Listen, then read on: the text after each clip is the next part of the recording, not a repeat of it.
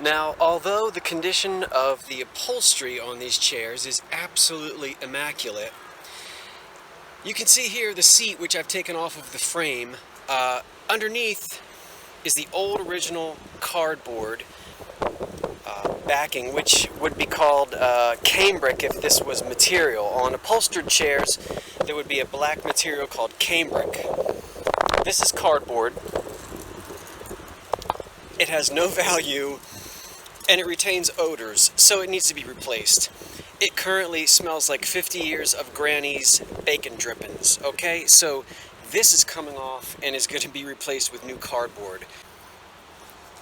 Again, the outsides are just in perfect condition. And that's where the money is, right there. Okay? So now I'm going to get to work cleaning, because even though the surface looks pretty clean, if we look at the sides, and this one actually isn't that bad. So I'll show you another one in just a moment. Alright, hold on. Okay, here's one of the seat backs, which I've taken off. And the sides don't look bad. Turn it over to the back, and you can see nastiness from where I removed the metal frame. That's all going to come off. Also, if you look at the underside, that's just years and years and years of nobody cleaning it. And that comes right off as well. So cleaning these is not a problem. It's just preserving this wonderful old cracked ice original upholstery that is so fantastic. And it is a beautiful day. I'm working outside. I guess I'll give you a little view of some of the old buildings that surround me. This is the old Reading Viaduct track, railroad track that you see in front of me.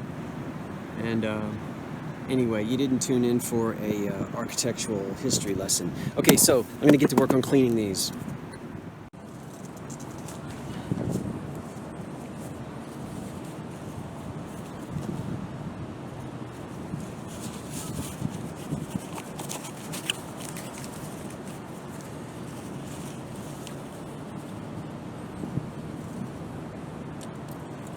Alright, I'm putting on my lovely no dishpan hand gloves here because this stuff has Clorox in it, and I made the mistake of cleaning the last chair without gloves on, and I removed the outer layer of my epidermis on this right hand. It was nasty. Alright, so what I'm going to do now is clean these off. This is not hurting the upholstery at all. It's taking the grease off and some of that nasty smell. And then I'm going to wipe it off with a paper towel. And I have a very light abrasive sponge here. So let's go to town and see if we can get rid of this nasty grease and all of those old bacon drippings underneath. Okay? Here we go.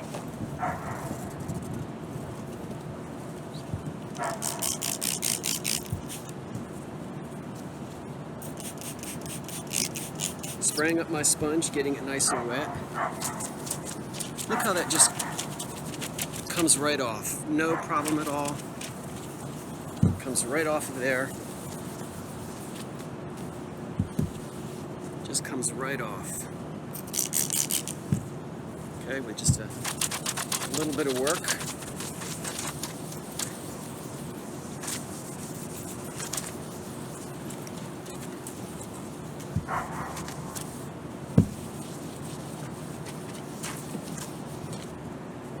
And then paper towels here to get the rest of it off.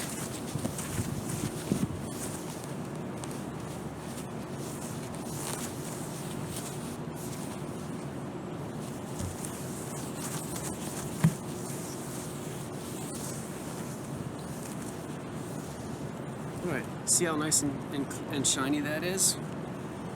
Beautiful. Now I'm going to work on this underside here.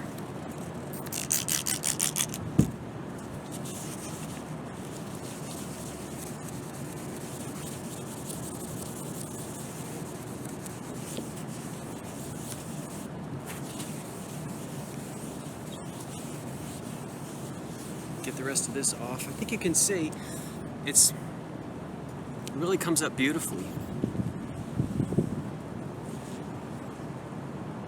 I've got to get in there. So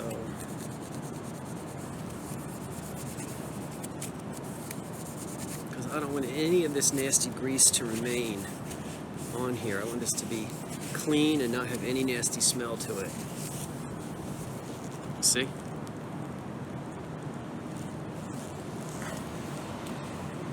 Right now, we're going to get this side done.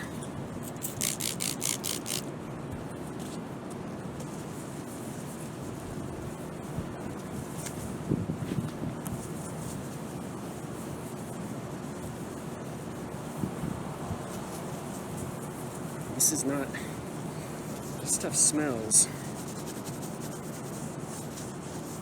It does have a smell to it.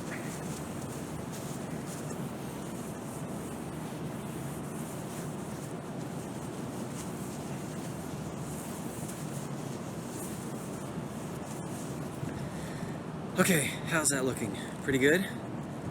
See how much better it's coming up? Really pretty. So, I still have work to do, because I definitely want to get all that grease off. And then I'm not going to let these soak in the sunlight because I don't want them to fade. But I'm going to keep them outside and keep them out of the sun, but let that nice, beautiful air sort of just spend a couple hours wafting over them. Okay? All right. So next is going to be the metalwork.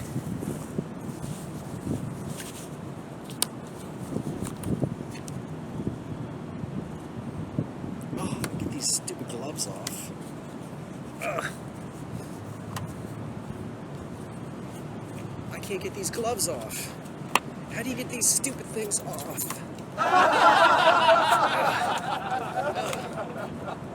Nasty. Okay, I want you to see that the old smelly bacon dripping cardboard has been removed. There it is down there. And I have thoroughly scrubbed this wood, and what I'm using right now is just a Total Home all-purpose blah blah blah blah blah. This stuff is got bleach in it. And so I'm killing any old germs or any nastiness that might happen to be lingering in these chairs. And I scrubbed the bottoms here because wood absorbs odors and so does old upholstery materials. There's no way I would remove this upholstery and redo this. That would be a nightmare. These old springs are in excellent condition. The cotton padding on the inside, if you were to take this off and put some modern polyfoam mess on the inside, you'd never get that same, you know, when you just look at this chair, when you look at the contour of it, you can see the contour of the springs underneath. Here's one, here's one. You get used to seeing things like that in old furniture. And you can almost have x-ray vision and look through this crackled upholstery, mother of pearl vinyl, and see underneath, and you just know what's under there. You can't really replicate that. So, because it took years and years and years for those springs to gently push up on this upholstery and give that nice little effect that you see right there. This piping is original. It would just be a nightmare. So what we're going to do here is disinfect this, clean it, get some sunlight on it, get some beautiful perfume in there and so forth, so that we're smelling nice and good and clean. And then when I staple on old cardboard to replicate what was here, you won't see any of this. There'll be no odors, and we'll just really have beautiful chairs again. Okay, so I'm gonna keep working. Okay, you can see the chrome frames of the chairs, of 3 of the chairs that still need to be cleaned. Turn it around so you can fully appreciate the contour of that sweeping back leg. That's an element that's left over. That helps us. That sweeping back leg there is a design element that disappears. And you don't see that in the late 50s, 60s chairs. This is a throwback to the Deco era and the 1930s, 40s. Okay, I'm gonna jump in here and do a little voiceover and go back and show you some photographs of old kitchens, and a little more detail with the, what should I call it, evolution of these chairs. Now, you're saying, Scott, just say vintage kitchen chairs circa 1950s and be done with it. Well, listen, if you watch me, you know by now, I geek out on stuff like this. And the reason why I posted that magazine advertisement from 1937 is because I knew that a lot of folks would remember these chairs from the 50s and 60s, but maybe have some doubts that the design actually dates back to the mid to late 1930s. And I like doing research, and these chairs were popular for many years. All of us, well, maybe not all of us, but many of us remember these in our parents' homes, grandparents' homes, our own homes growing up. And I just wanted to dive in a little bit deeper and sort of look at, well, when exactly were these chairs manufactured? And can we say more than just vintage? Because when you say vintage, vintage on its own really just means used. Vintage what? Vintage 30s, 40s, 50s, 60s? So bear with me as I probably spend more time than I should studying these chairs. Okay, here is the 1937 advertisement that I took a photograph out of a Good Housekeeping magazine that I have, and you can see to the right there a kitchen set.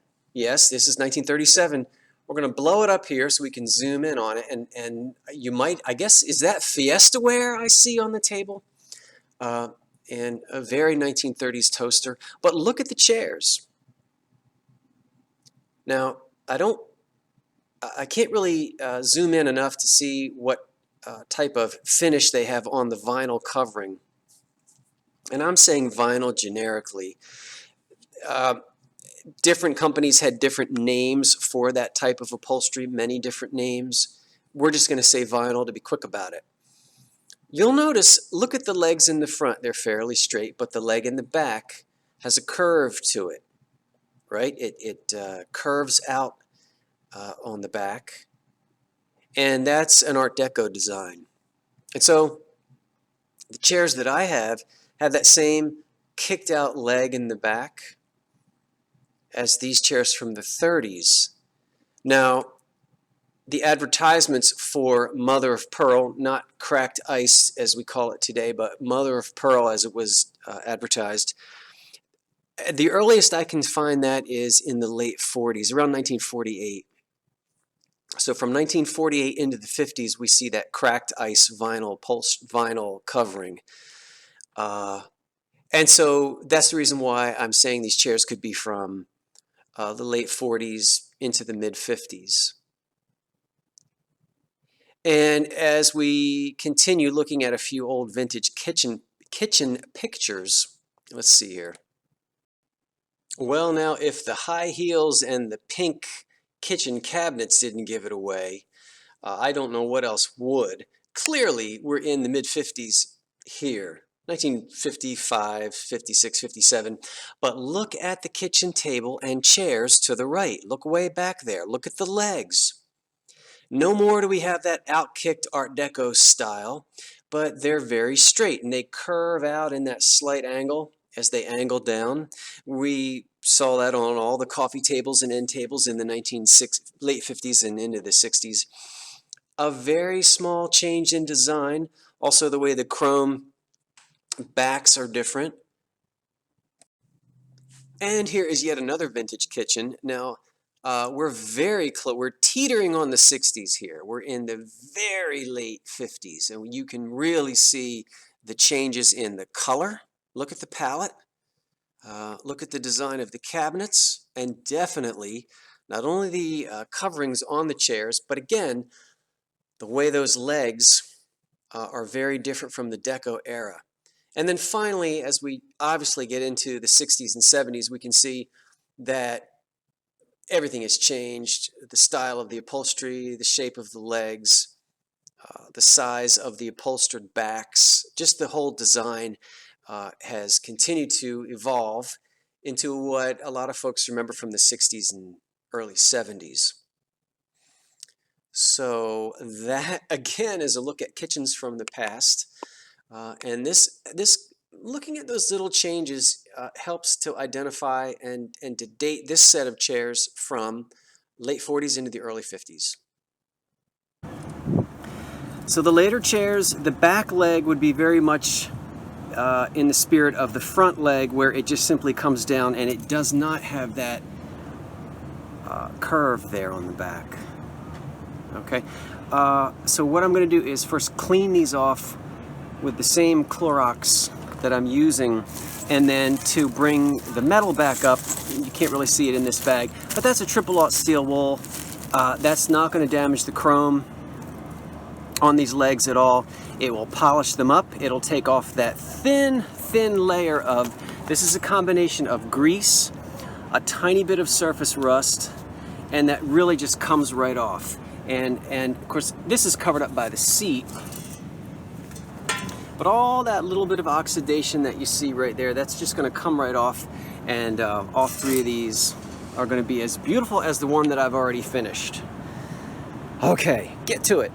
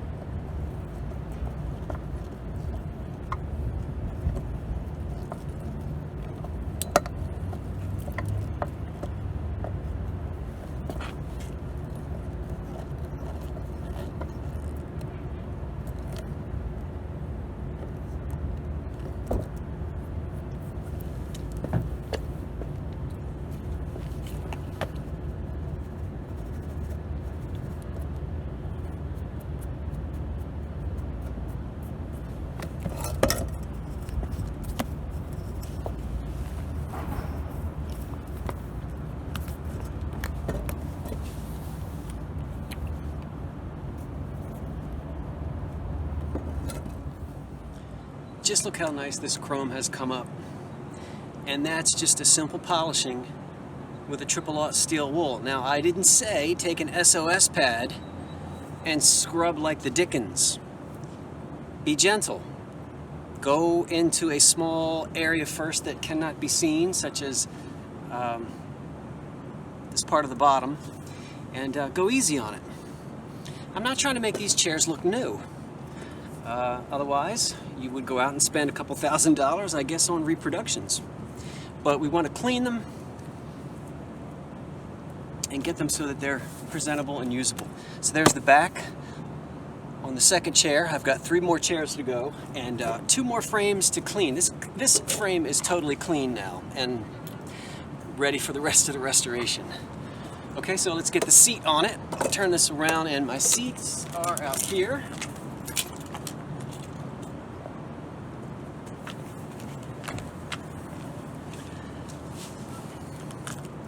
Now, what I can do is I can actually attach the seat,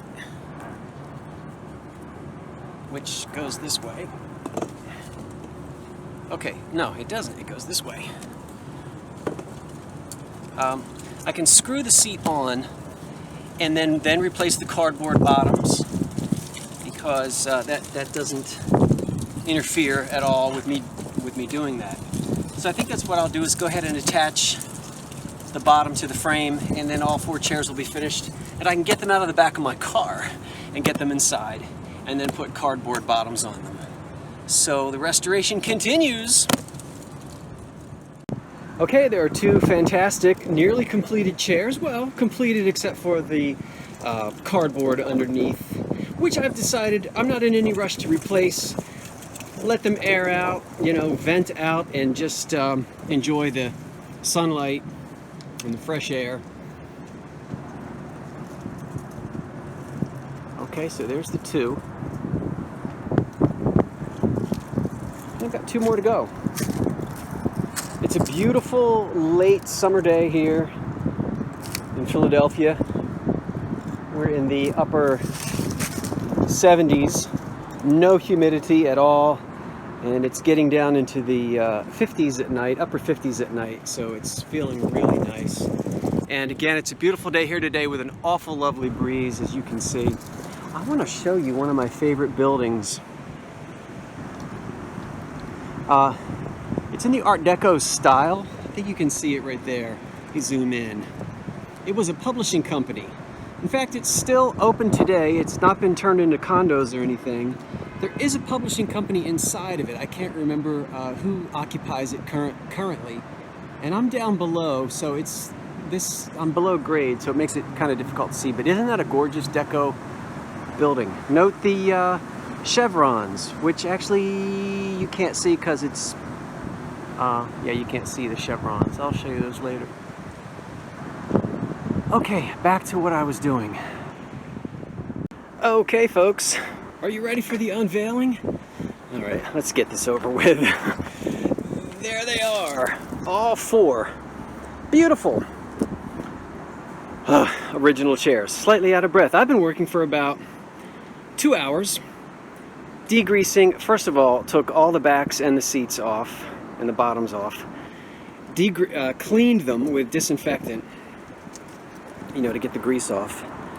And then polished the chrome with triple aught steel wool. Put everything back together again, and there they are.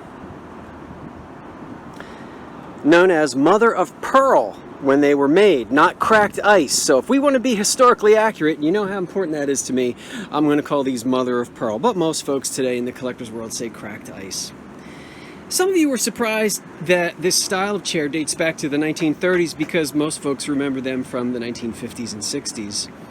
And you saw the picture in the last video with the 1937 kitchen with chairs that were very similar to this. But since it's mother of pearl, we're going to say these are sometime from 1948 into the 50s. Okay, so that's that.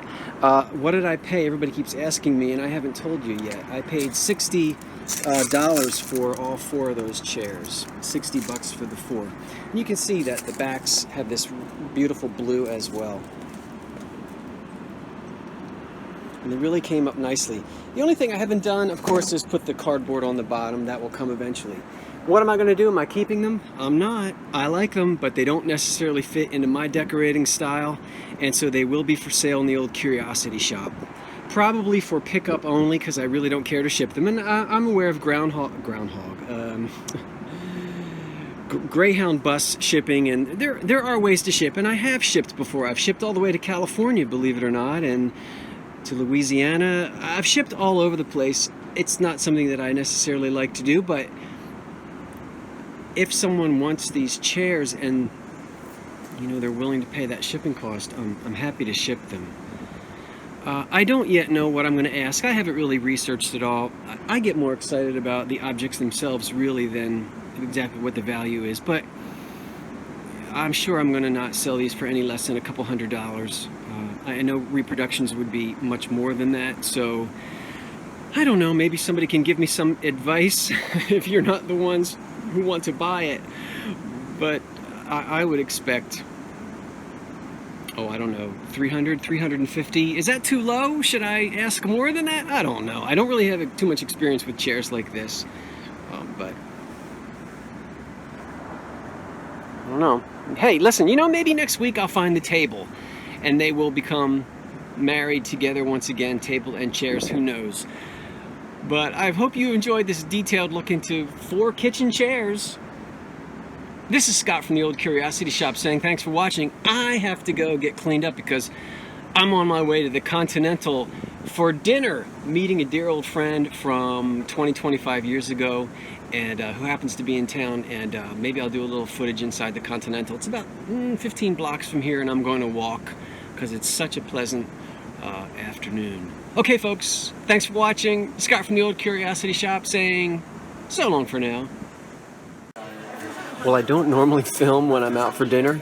I'm with a good friend, and we're here at the Continental in Philadelphia. But you know I love restaurant wear, and I want you to see this restaurant wear. The Continental Midtown is the dish. I wanted you to see that. And our Brussels sprouts have just arrived. Cannot wait. And that's the city out there. But I wanted you to see the restaurant wear.